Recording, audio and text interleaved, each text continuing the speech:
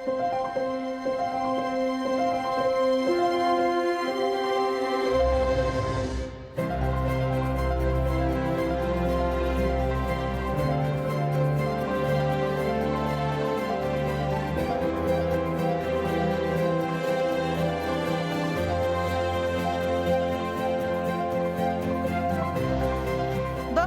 la tarde de hoy, viernes 5 de marzo. Amigos, ¿cómo están? Bienvenidos a Cuerpo Médico. Hoy viernes de salud mental vamos a hablar de una enfermedad que afecta principalmente a las células del cerebro y que origina pérdidas de memoria, desorientación y afecta no solamente pues al paciente que lo padece, sino de manera muy fuerte, un impacto a la familia y también a la sociedad. Hoy hablamos del Alzheimer o demencia.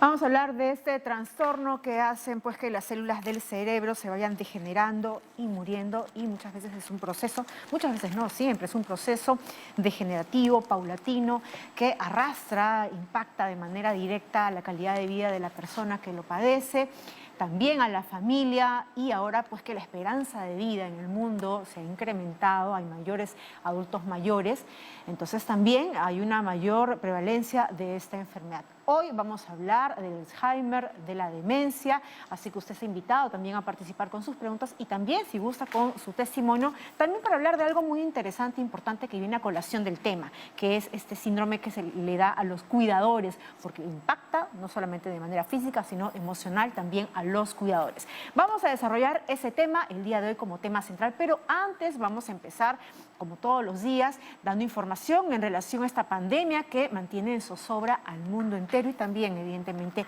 a nuestro país. Hemos visto que se han anunciado por parte de las autoridades de que el día lunes va a empezar ya la vacunación a los adultos mayores. Incluso Salud sabemos que ha implementado toda una plataforma para poder inscribir y actualizar los datos para el tema de la vacunación. Vamos a tener también mayores datos en las próximas ediciones en relación a ese tema, pero ahora vamos a darle la bienvenida al doctor Álvaro Bejarano Cacho. Él es médico neumólogo del Hospital Nacional Edgardo Rebagliati, quien también puede responder todas sus consultas en relación al COVID-19. Doctor Bejarano, gracias por estar con nosotros. Bienvenido a Cuerpo Médico. Bueno, buenas tardes. Muchísimas gracias por la invitación. Doctor Bejarano, queríamos aprovechar su presencia en el programa. Usted es neumólogo y no queda muy claro aún, pese a que ya tenemos prácticamente pues un año. Mañana se registra, ¿no? Y se conmemora, lamentablemente hay que decirlo así, el primer año del caso cero o el paciente cero. Pero aún así hay muchas personas que aún no reconocen cómo es que impacta este virus en los pulmones, siendo este uno de los principales síntomas. Doctor Bejarano. Bueno, sí, es importante lo que mencionas, que ya llevamos un año con la enfermedad, viviendo todos los días, teniendo noticias de la enfermedad y todavía no la conocemos. Y ese es el principal problema por el cual los pacientes se ven más afectados. La idea de conocer la enfermedad es poder saber cómo controlarla, detectarla, saber qué exámenes tengo que tomar, qué medicamentos voy a utilizar, en qué momento debo ir al hospital. Y debemos ir al hospital cuando ya el compromiso pulmonar es importante. Hay que empezar diciendo que la enfermedad es una enfermedad sistémica, es decir, afecta a múltiples órganos del cuerpo. El más peligroso va a ser el pulmón, porque claramente va a generar una neumonía viral y esto lo puede llevar a requerir oxígeno o a ventilación mecánica en cuidados intensivos. El virus llega a las células pulmonares y comienza a generar una inflamación en el alveolo. Eso se llama una neumonitis. Ese es el primer paso. Luego de esto, esta neumonitis va a hacer que los alveolos se llenen de secreciones. Eso es una neumonía viral y por ende el paciente va a tener mayor dificultad respiratoria y requerimiento de oxígeno. Finalmente, este proceso va bajando el nivel inflamatorio, la infección y el virus termina, porque los virus se autolimitan y eso después de 14 días se acaba el proceso infeccioso, pero deja un proceso secuelar. Y este proceso secuelar sí va a durar mucho más tiempo. Estamos hablando de algunas semanas o meses en que el proceso inflamatorio vaya reabsorbiendo. Entonces, la infección no es tan simple como una gripe, sino es una infección viral que puede atacar seriamente a los pulmones y me puede dejar secuelas pulmonares.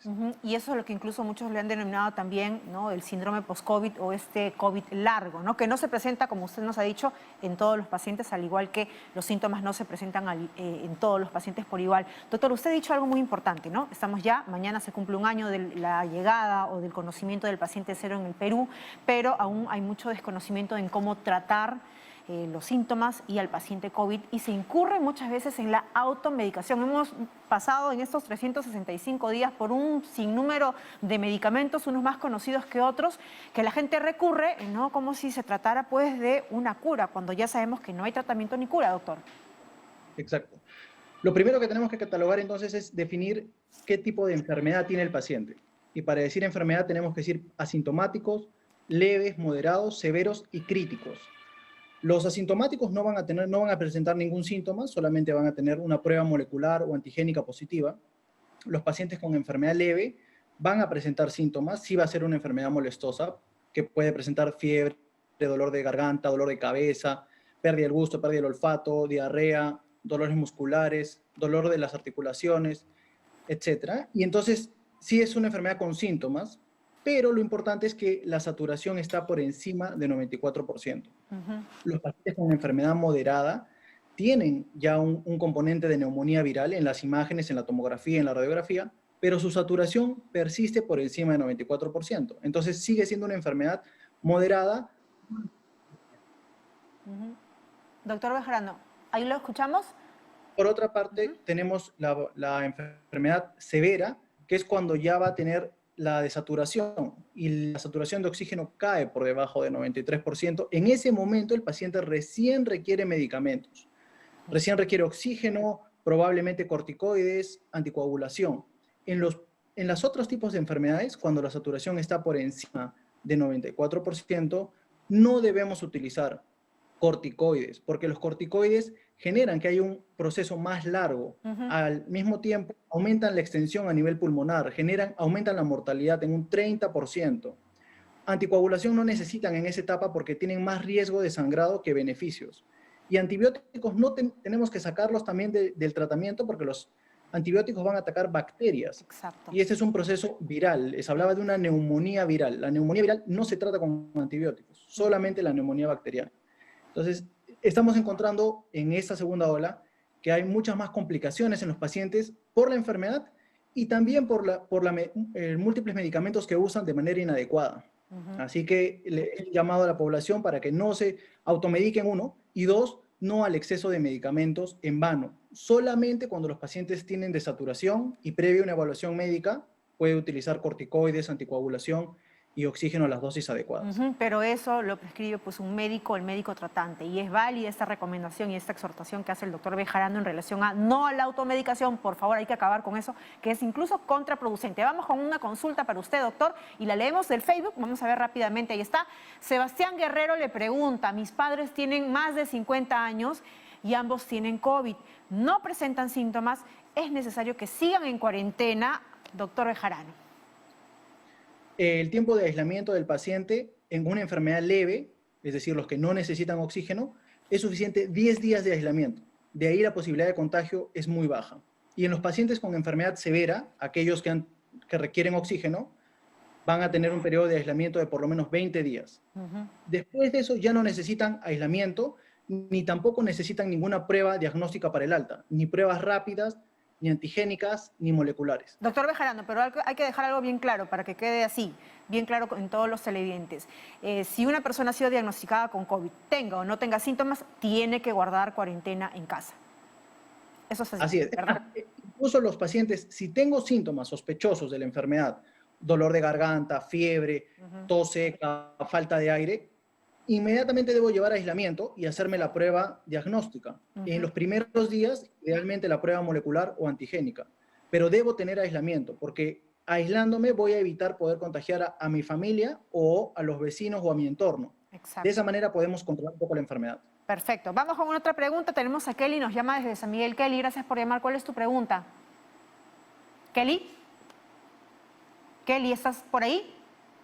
Vamos a ver si podemos retomar el contacto con Kelly, que nos llamaba desde San Miguel. En tanto, tengo otra consulta que hacerle, doctor, porque muchas veces también se suele como que confundir. A ver, hay una consulta. Ahí está Kelly, tenemos redes, a ver si es que me confirma. Del COVID, pero sus pulsaciones del corazón son muy altas.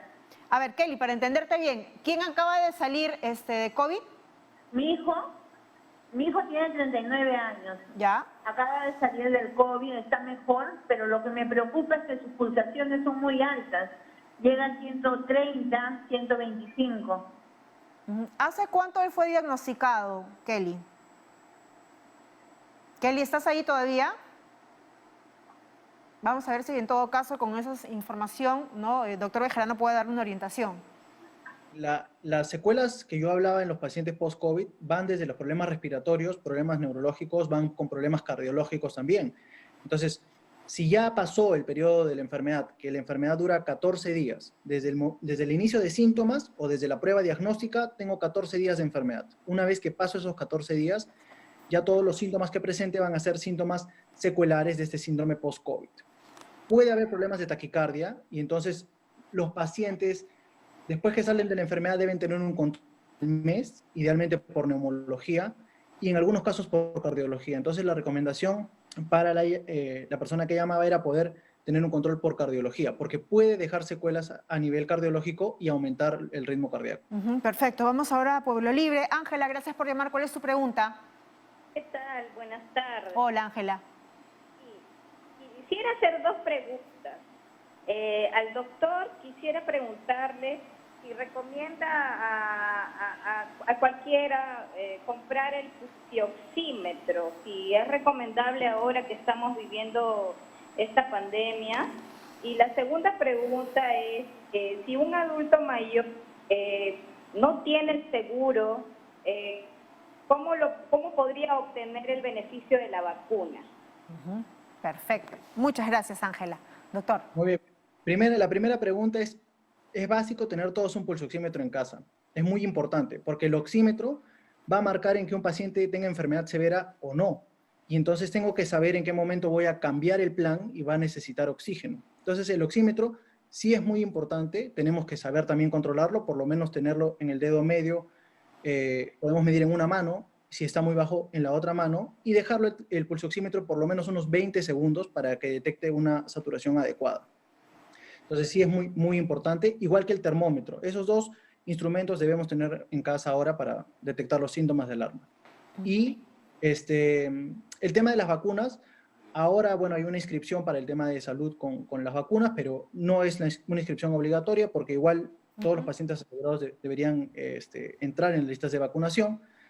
Los que no tengan seguro, igual va a salir las listas del MINSA, van a salir el cronograma de la programación de las vacunas para los pacientes del MINSA, o los que no tengan ningún tipo de seguro, y entonces la vacunación debe ser universal. Eso es lo que necesitamos para poder estar un poco más tranquilos, llegar a esa inmunidad colectiva cuando tengamos por lo menos un 70-85% de la población vacunada y podamos ir bajando los niveles de infectados.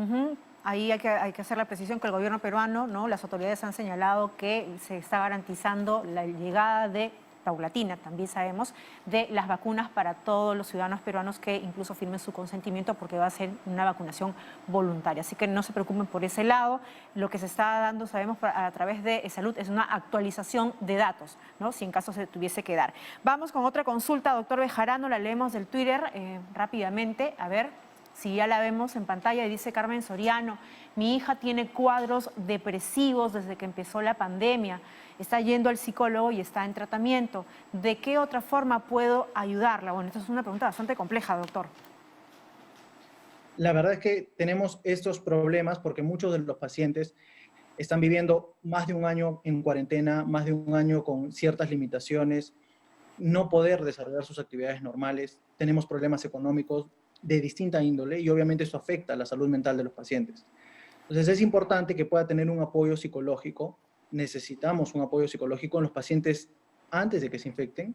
Y también en el tema post-COVID, uno de los síntomas principales va a ser problemas para dormir y también problemas de depresión y de ansiedad. Así que la recomendación es que trabajemos de la mano con salud mental para poder tener esta prevención y luego el tratamiento cuando también sea necesario. Hay un teléfono incluso que ha habilitado, ¿no?, las autoridades sanitarias, el 113, para que usted pueda recibir orientación y también, ¿no?, incluso parte del proceso. Hay incluso centros comunitarios donde se están brindando terapias, talleres, acompañamiento de salud mental, así que no hay que desocupar esos temas que también son importantes. Hoy incluso que hablamos de temas de salud mental. Vamos con otra pregunta. Tenemos a César. Gracias por llamar, César. ¿Cuál es tu pregunta? ¿Qué tal? Buenas tardes. Hola, César. ¿Qué tal? Tengo una consulta. Mi mamá superó el COVID hace un mes. Estuvo con oxígeno en casa, la afectación de sus pulmones fue del 35%. Tuvo una neumonía, se puede decir severa, como moderada. Y ayer hicimos una prueba y salió que tenía neumonitis atípica, no extensa. ¿Ese es un proceso que va a seguir de desinflamación o qué puede tomar en sí ella para que pueda seguir un proceso de mejora? Perfecto. En principio, gracias, César. Doctor Bejarano, ¿qué es esto? ¿Neumonitis? Creo que algo así fue. Cuéntenos, por favor. Lo que contaba era un poco el informe de la tomografía. Y en el informe de la tomografía podemos encontrar algunas descripciones como imágenes de vidrio deslustrado, neumonía típica, neumonía viral, neumonitis. Y todos estos van a ser los procesos inflamatorios que genera el virus en el pulmón. Su paciente ya había salido de la infección de una enfermedad severa con oxígeno, pero el control de imágenes no debe ser tan rápido, porque el proceso inflamatorio en el pulmón, en cuanto a las imágenes, demora mucho en reabsorberse. Puede demorar 3 a 6 meses en desaparecer esas imágenes del pulmón. Que, ojo, no significa que siga con el virus, ni que siga con la infección, ni que siga con neumonía, sino que el proceso inflamatorio demora mucho en reabsorber a nivel pulmonar. Entonces, la recomendación sería que recién saquemos una nueva tomografía a los pacientes 3 meses después de haber pasado la enfermedad. Perfecto. Vamos con una última consulta. Tenemos a Nancy, nos llama desde Huaraz. Nancy, gracias por llamar. ¿Cuál es tu pregunta? Ahí hemos perdido la pregunta con Nancy. Por favor, doctor, entonces ya para ir cerrando, ¿qué recomendaciones finales nos da a propósito de que se han iniciado, se han reactivado muchas actividades comerciales, hay más gente en la calle? Por favor, últimas recomendaciones. Sí, lo importante va a ser recalcar el uso de mascarilla. Debe ser, todas las personas deberíamos usar mascarilla para evitar contagiar a otros. Así estemos como asintomáticos, podríamos contagiar. El lavado de manos, que idealmente es con jabón y si es que no se puede con alcohol. Los espacios que siempre estén ventilados, no evitar los lugares que sean cerrados y que sean muy concurridos. Y el otro tema va a ser que cuando llegue la vacuna, pues podamos vacunarnos la mayor parte de la población. Doc, justo en relación a eso último, díganos por favor a todos bien claro para que les quede, ¿no?, y a todos, a decir verdad, la conciencia de, pese a que ya hay gente que se esté vacunando, aún el riesgo continúa. El tema es que necesitamos que la mayor parte de la población se vacune, porque que unos cuantos se vacunen no para la infección. El paciente que se vacuna está protegido de hacer enfermedad severa, pero puede contagiarse y puede ser un vehículo para seguir pasando la infección a otras personas. Entonces, el vacunado no es que no se pueda contagiar. El vacunado se protege de hacer enfermedad severa. ¿Sí? Necesitamos otra vez recalcar que por lo menos el 80% de la población se vacune para que estemos más tranquilos.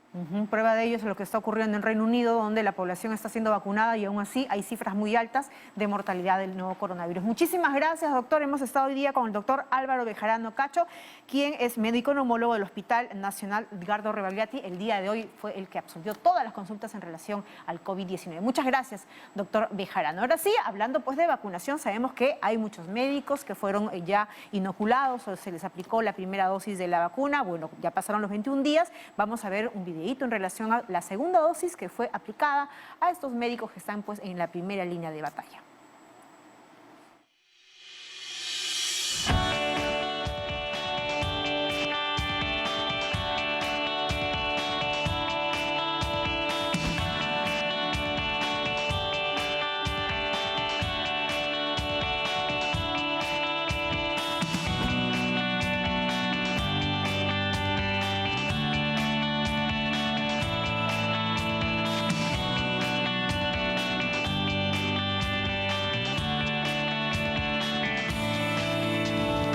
Contenta porque ya por fin estábamos protegidos y poder trabajar con mayor tranquilidad para brindar nuestros cuidados a todos nuestros pacientes. Hay que continuar usando nuestra mascarilla, tomando nuestro distanciamiento social, lavándonos las manos. No, todavía no tenemos que bajar la guardia.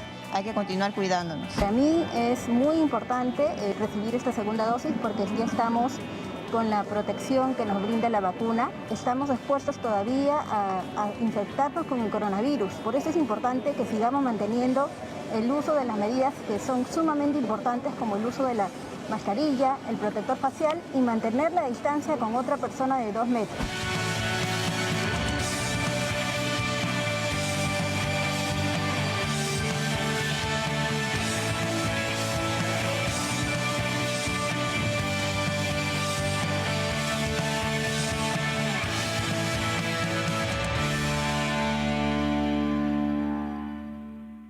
Bicentenario del Perú, 2021.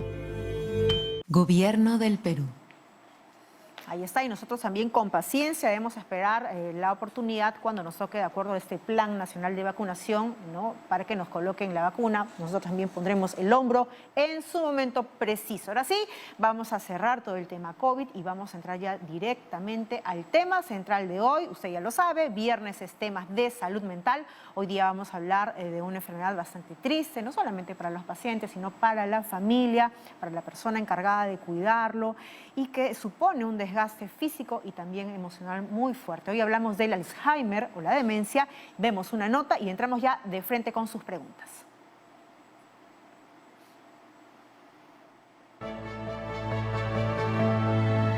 ¿Cuál es la diferencia entre el Alzheimer y la demencia? Bueno, se trata de dos conceptos distintos, aunque estrechamente relacionados, porque los estudios mencionan que el Alzheimer es la principal causa de demencia. La demencia o una demencia es un conjunto de signos y síntomas producidos por una alteración cerebral que provoca la pérdida de capacidades cognitivas de la persona afectada, normalmente junto con otras alteraciones del estado de ánimo y de la conducta, lo que impide que la persona pueda llevar a cabo independientemente sus actividades cotidianas. Por tanto, conlleva a una pérdida de autonomía y a la consecuente dependencia de terceras personas. Ahora, la enfermedad del Alzheimer es una larga enfermedad cerebral producida por cambios patológicos que van alterando el funcionamiento de las neuronas. Durante muchos años no da síntomas, porque el cerebro tiene cierta capacidad para ir compensando estas alteraciones. Pero llega un momento en que ya no lo puede ocultar más y es cuando empiezan a aparecer los indicios de deterioro cognitivo que normalmente son asociados a problemas de memoria que terminarán en una demencia. Inmediato a esto nos viene a la cabeza la famosa demencia senil. Es cierto que el envejecimiento tiene un cierto impacto en algunas funciones cognitivas, pudiendo resultar más difícil recuperar alguna información de la memoria y se necesita más tiempo para hacer algunas cosas. También presenta menos flexibilidad y poca adaptabilidad al cambio. Y esto lo podemos notar en nuestros abuelos o incluso en nuestros padres.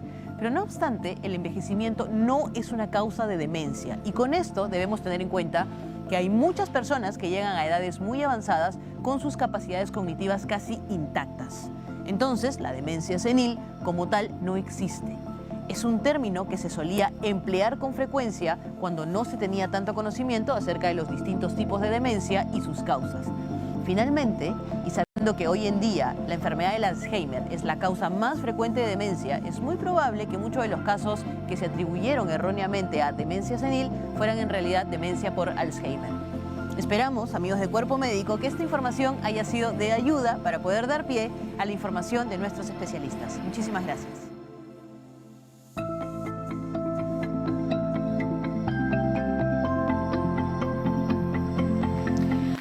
Ahí está, y para que entren más llamadas telefónicas, rápidamente presentamos ya a nuestros invitados el día de hoy. Estamos con el doctor Christopher Salirrosas Alegría.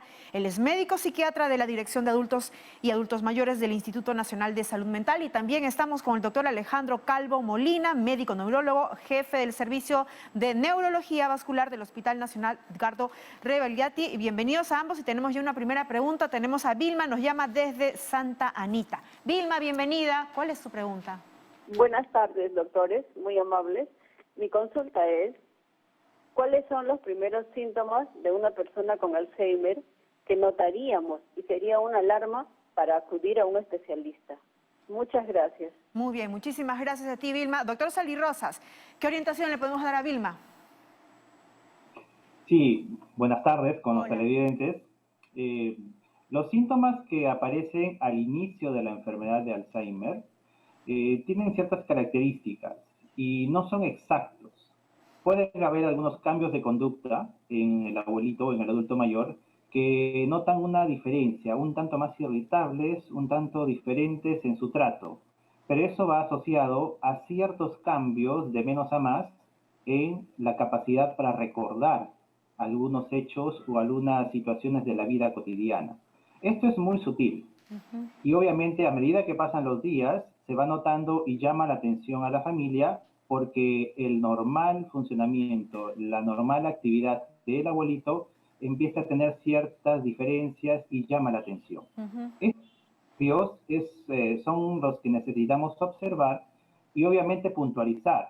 Si esto persiste y no se autolimita y no pasa por una situación coyuntural, pues sí es importante buscar una opinión profesional para realmente evaluar con mayor detalle y observar y determinar si realmente estamos frente a esta enfermedad. Doctor Celis Rosas, ¿y qué tan rápido se llega al diagnóstico? Porque imagino que al inicio podría confundirse con depresión, ¿no? Tomando en cuenta que un adulto mayor de repente por ahí se aísla. Eso es correcto. Dentro de los diagnósticos o las patologías diferenciales hay una gama de diagnósticos alternativos que podríamos presentar. Uno de ellos es que pueda presentar o esté presentando un cuadro depresivo de acuerdo a las circunstancias, la coyuntura o lo que pueda estar ocurriéndole al abuelito en ese momento. Entonces, por eso es que al inicio puede ser muy confusor. No esté desarrollando un Alzheimer, sino que esté pasando por un cuadro depresivo y los síntomas depresivos pueden ir asociados a algunas alteraciones temporales en la parte cognitiva, memoria, atención, concentración, pero no debido a un Alzheimer, sino que está pasando por un proceso emocional, una depresión, que obviamente compromete estas funciones. Entonces, eso es importante evaluarlo bien. ¿Cuánto tiempo demora o cuánto tiempo se instala? Bueno, esto es progresivo. Los síntomas cognitivos, ese enfermedad de Alzheimer. Vamos a ver si ahí... Muy bien. Y en todo caso, así sea depresión o inicio de síntomas de Alzheimer, ninguno de ambos casos o patologías tienen que ser dejados de lado o esperar que solo se vayan y acudir al especialista. Vamos con otra pregunta. Tenemos a Máximo, nos llama desde San Martín de Porres. Máximo, gracias por esperarnos. ¿Cuál es tu preguntita? Buenas tardes, señorita. Hola, cuéntame. Mira, lo que quisiera saber es, a una familia con un paciente de Alzheimer, ¿cómo debe estar preparada la familia y cuál es para darle una mejor calidad de vida al paciente, ¿no? Muy bien. Gracias, Máximo. Esta es una muy buena pregunta porque incluso también se habla ahora del síndrome del cuidador, ¿no? Toda esa presión emocional. Doctor Calvo, bienvenido. Por favor, una orientación en relación a este tema. Muy bien, buenas tardes con todos. Gracias por la invitación. Es muy importante ese tema porque en la enfermedad de Alzheimer y en las demencias en general, la carga emocional y física de cuidar al paciente recae bastante y muchas veces en la familia. No es sencillo tener un familiar que se le tiene que tratar desde el punto de vista nutricional, emocional, físico.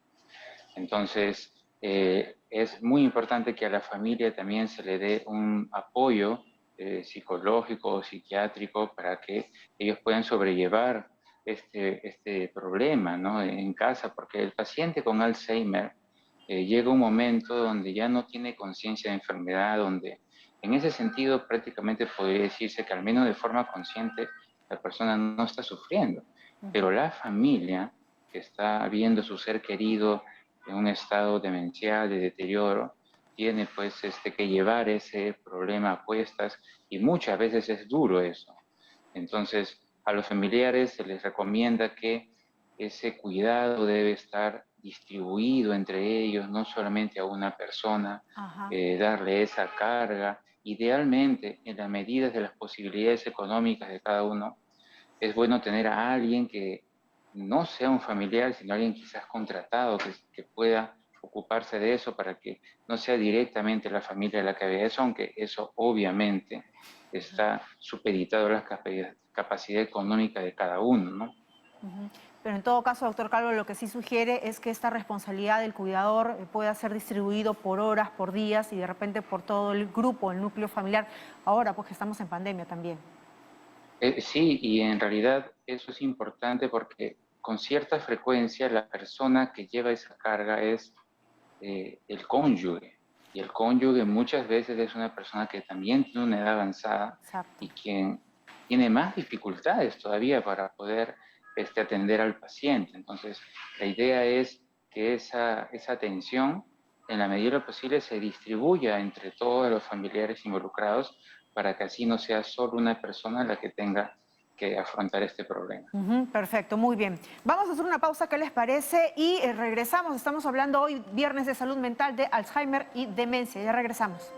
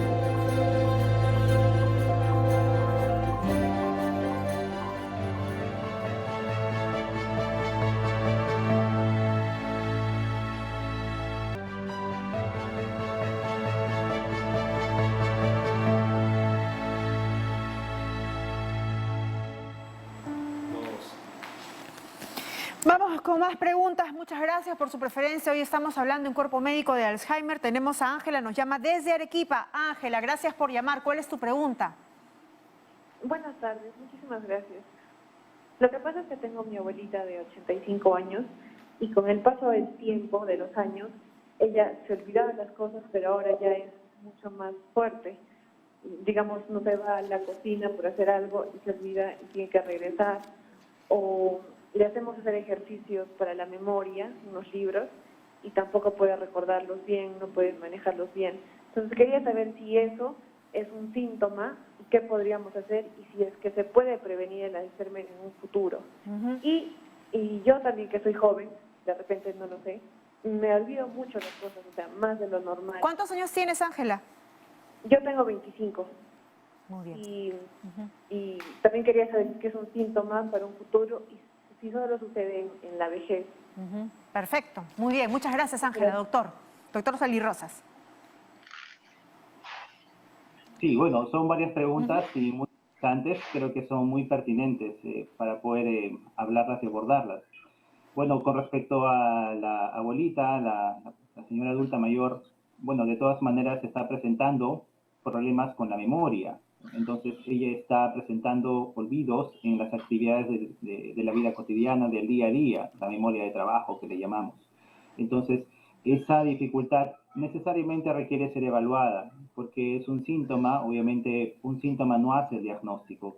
Necesitamos ver qué otras situaciones se está presentando, qué tanto lo que llamamos funcionalidad, las actividades cotidianas que suele hacer están viéndose perjudicadas, que otras ramas de la área cognitiva pueden estar comprometidas y que quizás están pasando desapercibidas por la familia porque no necesariamente tienen que darse cuenta de signos patológicos porque obviamente no están en la rama médica, pero creo que con una evaluación sería muy importante para la familia y también para la abuelita poder entender qué es lo que está pasando con el cerebro.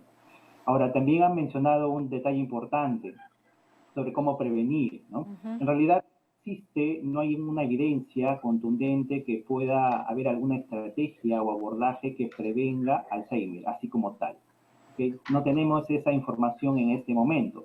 Obviamente hay mucha información como iniciativas que buscan un poco ayudar a que mantengamos la capacidad cognitiva continua, la actividad física que va relacionado también de manera continua, que son algunas sugerencias que nos recomienda la literatura, ¿no? Y las guías para poder mantener el cerebro activo.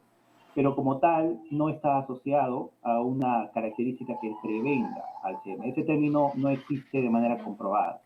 Ahora, a los 25 años, tener alguna dificultad en olvidos, hoy obviamente el tener dificultad para la memoria no significa directamente problemas de demencia. Sobre todo hay que ver las características propias de la persona, a qué edad está presentando, cuál es el contexto en el que se encuentra, si hay alguna morbilidad. Entonces, obviamente no le puedo decir una aproximación de lo que tiene, pero de todas maneras no estaría de más de que ella pueda tomar esta opinión y buscar pues resolver esta situación con una adecuada evaluación. Perfecto, muy bien, muy bien. Muchas gracias y sobre todo, Ángela, llevar pues al geriatra, a tu abuelita, para dar el diagnóstico certero y preciso. Vamos con otra pregunta, Rosario. Gracias por esperarnos, nos llamas desde el Cercado de Lima. Rosario. Buenas tardes. Sí, ¿me escuchan? Te escuchamos perfectamente. ¿Cuál es tu pregunta? Buenas tardes, Jennifer. Buenas tardes, doctores. Les agradezco de antemano la respuesta. Es lo siguiente, cuando estoy en la calle y he salido un rato y quiero retornar a mi casa, no recuerdo dónde está ubicada mi casa. Entonces, como que doy vueltas y al cabo de un periodo corto a veces o un poco largo, suelo recordarlo, ¿no?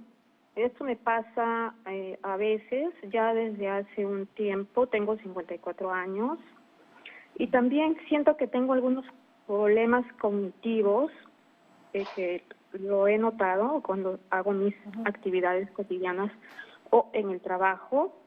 Y bueno, y mi pregunta es la siguiente, ¿no? Si esto que me está pasando podría estar relacionado al Alzheimer, y qué examen debo hacerme para saber si estoy en una etapa inicial de esta enfermedad. Perfecto, muchas gracias, Rosario, por la confianza. Muchas gracias a ustedes. Doctor Calvo.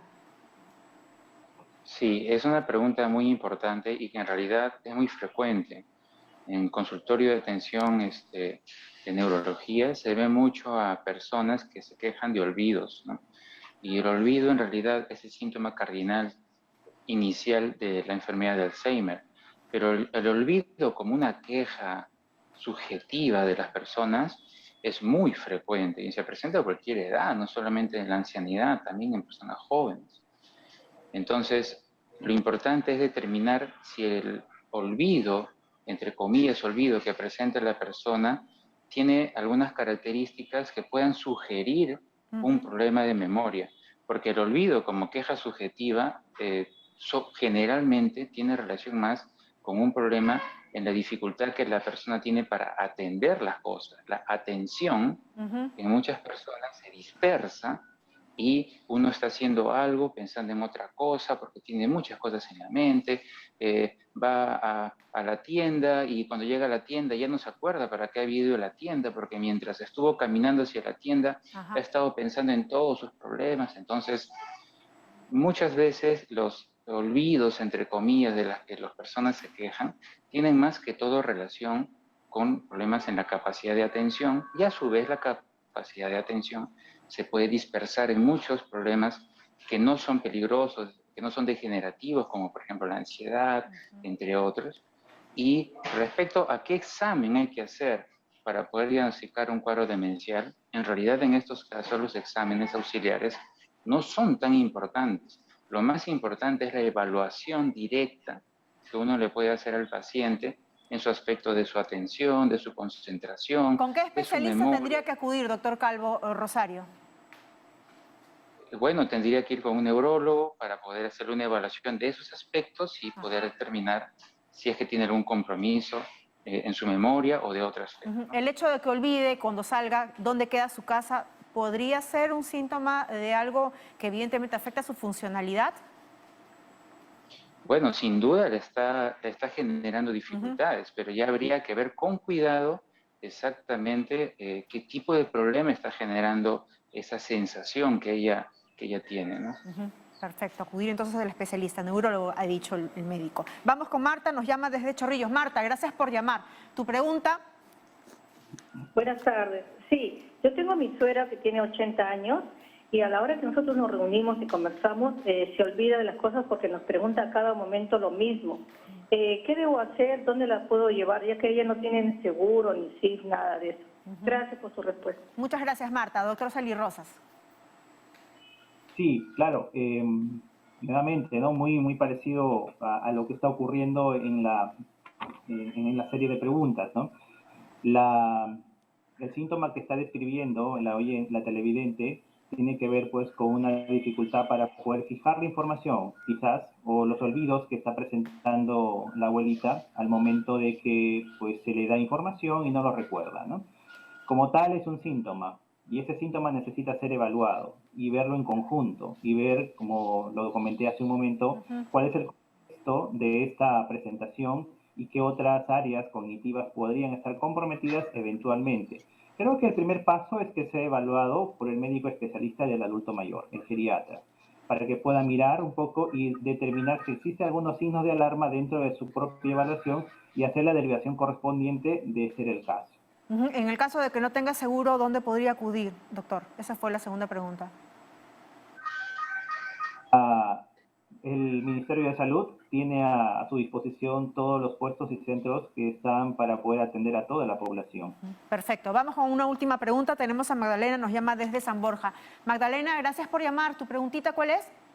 Hola, buenas tardes. Sí, le quería saber, mi mamá fue diagnosticada de demencia senil hace 2 años. Entonces ella toma memantine, Esprocit y Unartine. Lo que pasa es que ella está bajando mucho de peso. Entonces yo quisiera saber si es que puedo reemplazarle alguna de esas pastillas, sobre todo la Unartine. Me parece que esa pastilla me parece que es la que le está bajando de peso. Ella no va desde la pandemia, que empezó la pandemia, no la ha visto geriatra. Pero me preocupa que está bajando mucho de peso y tiene un tema con el dinero. Yo le doy el dinero todos los meses, pero dice que nunca le doy, ¿no? Y lo esconde. Entonces quisiera que me ayuden en ese sentido, porque a veces no se pone de mal humor, no quiere ir a ningún lado, a ninguna casa de sus hijos, solamente quiere estar en su casita. Y entonces quisiera, no sé si es reacción de alguno de esos medicamentos o hay que cambiarle. Eso quisiera que me ayuden, por favor. Muy bien, muchísimas gracias, Magdalena. Doctor Calvo. Claro, en el tratamiento de la enfermedad de Alzheimer hay 2 ejes fundamentales. Uno es el eje farmacológico y el otro es el eje de todas las medidas generales que uno brinda al paciente. Los 2 son igual de importantes. En la parte farmacológica, medicamentos para poder detener la progresión de la enfermedad de Alzheimer hasta ahora lamentablemente no tenemos. Pero sí se usan medicamentos en relación a cuál es el síntoma predominante en la persona que tiene Alzheimer, porque no todas las personas con Alzheimer tienen la misma sintomatología. Algunas personas quizás tengan ideas delirantes, piensan que le quieren robar, piensan que le quieren hacer daño. Otras personas tendrán un cuadro de depresión muy fuerte, otras personas tendrán alucinaciones, otras personas tendrán insomnio. Entonces, en cada persona hay un síntoma predominante y en el sentido farmacológico uno usa el medicamento para ayudar a ese síntoma predominante. Porque un medicamento para la enfermedad en sí lamentablemente no tenemos. El otro aspecto del tratamiento, que es igual o quizás más importante que la medicina, es todas las medidas, todo el apoyo que le podamos brindar al paciente. A veces uno gasta mucho dinero en comprar medicinas que son muy caras, pero que quizá no ayuden tanto al paciente como concentrarse más en llevarle una dieta nutritiva, porque de repente no come mucho, hay que aprovechar que lo poco que come sea algo nutritivo, o de repente tener a un terapista físico que le ayude un poco en su movimiento, o de repente en mejorar su estado emocional con un psiquiatra, etc. Entonces, el apoyo de las medidas generales, el estar con el paciente acompañándole, el darle afecto, el poder estar pendiente de las cosas que necesita, es mucho más importante que el solo darle la medicación. Y las medicinas para la enfermedad de Alzheimer son caras, entonces no hay que descuidar ese aspecto general que siempre se le debe dar a una persona con Alzheimer. Y en todo caso, ¿no? Ir al psiquiatra tratante para ver y conversar sobre estas inquietudes, preocupaciones, para que le cambie en todo caso la medicación, si es que sí fuese conveniente para la mami. Vamos rápidamente cerrando este tema, nos ha quedado corto como siempre. Vamos a ir con el doctor Sally Rosas para que nos dé recomendaciones finales. Por favor, doctor. Sí, claro. bueno, estamos en pandemia, los grupos vulnerables son los que más sufren en estas circunstancias y obviamente el grupo adulto mayor que tiene una dificultad como es la enfermedad de Alzheimer, pues está dentro de este grupo. Es importante darle el valor correspondiente, distribuir las actividades, obviamente los cuidadores también están allí como los pacientes silentes, escondidos, que no afloran ello. Entonces es importante también valorar esto. Y este es un mensaje para ellos. Están haciendo un buen trabajo, creo que están haciéndolo bien, continúen haciéndolo. El abuelito lo vale. Perfecto, qué lindo que termine con eso, doctor Salirrosas. Doctor Calvo, ¿qué podemos añadir a ello? Sí, que yo diría que los olvidos como síntomas son muy frecuentes, no hay que angustiarse por eso. La mayoría de las veces los olvidos no representan una enfermedad demencial y en caso ya sí se diagnostica una enfermedad demencial, como bien se ha mencionado, la idea es que el cuidado del paciente debería estar distribuido en los familiares para que no haya una sola persona que lleve esa atención, ¿no? Perfecto, muy bien. Agradecemos pues al doctor Christopher Salirrosas Alegría y al doctor Alejandro Calvo Molina, quienes han sido los especialistas que el día de hoy han absuelto todas sus consultas. Recuerden, los viernes hablamos de salud mental. Muchas gracias a ambos y es muy seguro que contemos con su participación en próximas ediciones de Viernes de Salud Mental. Y vamos a hacer una pausa y vamos a regresar con Sara Abusabá, nuestra nutricionista, porque una de las cosas importantes que nos decía el doctor Calvo a propósito del paciente con Alzheimer es la nutrición, la buena alimentación. Vamos a venir con eso luego de esta pausa. No se muevan.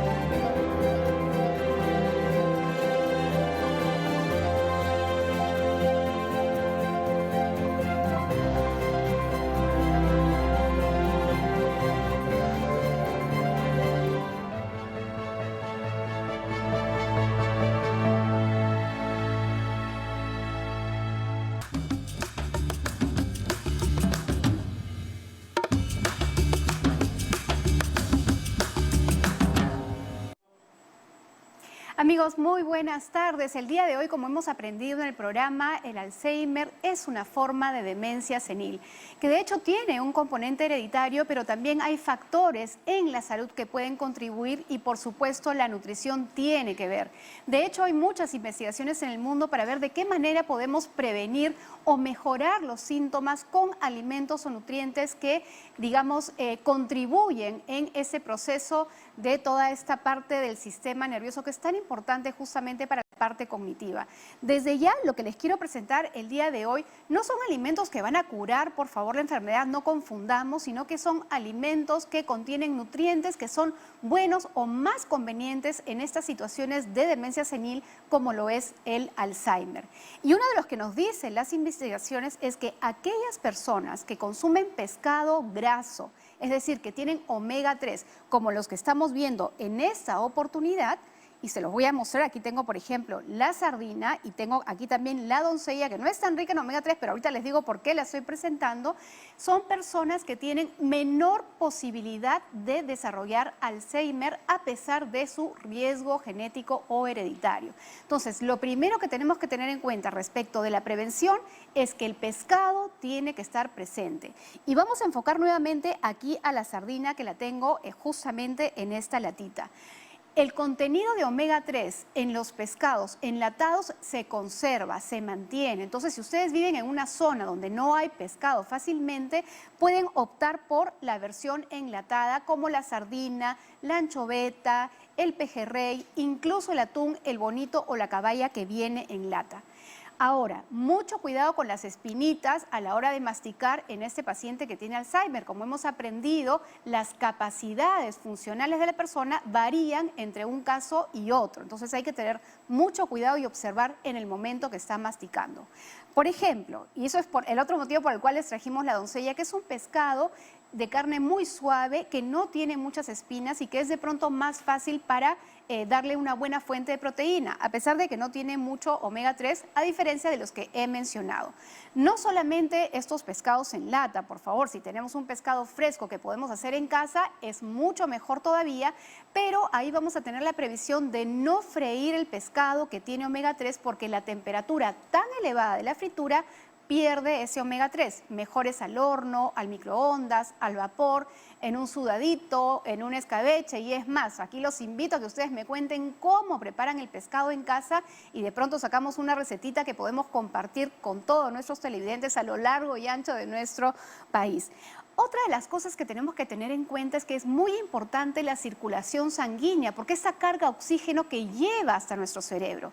Entonces ahí hay alimentos que son, digamos, privilegiados porque favorecen la buena circulación sanguínea. Y ustedes los van a identificar por el color morado, este color tan precioso y maravilloso que es una forma de antioxidante, de pigmento natural que tienen algunos vegetales. En este caso, por ejemplo, podemos ver a la berenjena, y si alguno no sabe preparar la berenjena, por favor nos lo cuenta, que yo les mando una recetita deliciosa, un guiso de berenjena muy fácil que pueden hacer en casa. Es blando además y es muy bueno para estas personas que tienen Alzheimer. Tenemos los arándanos frescos, que es mejor consumirlo fresco porque ahí tenemos el alimento vivo y esos antioxidantes.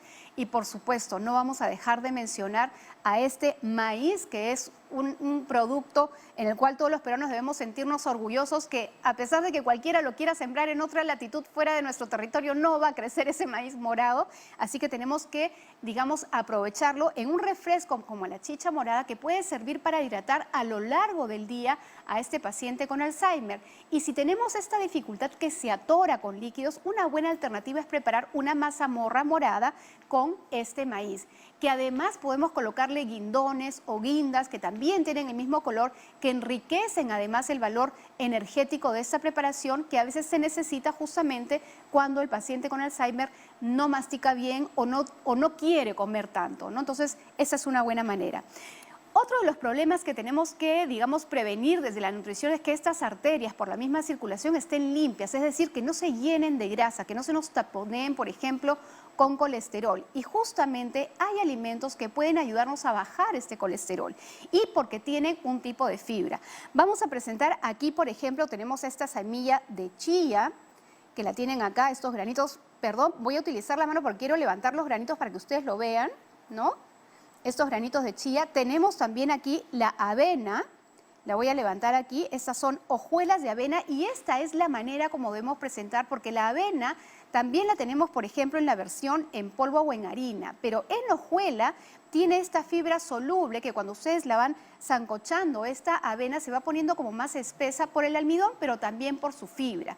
También tiene este beneficio de poder bajar el colesterol, pero ahí sí les doy un datito. Muchas personas combinamos la avena con la leche.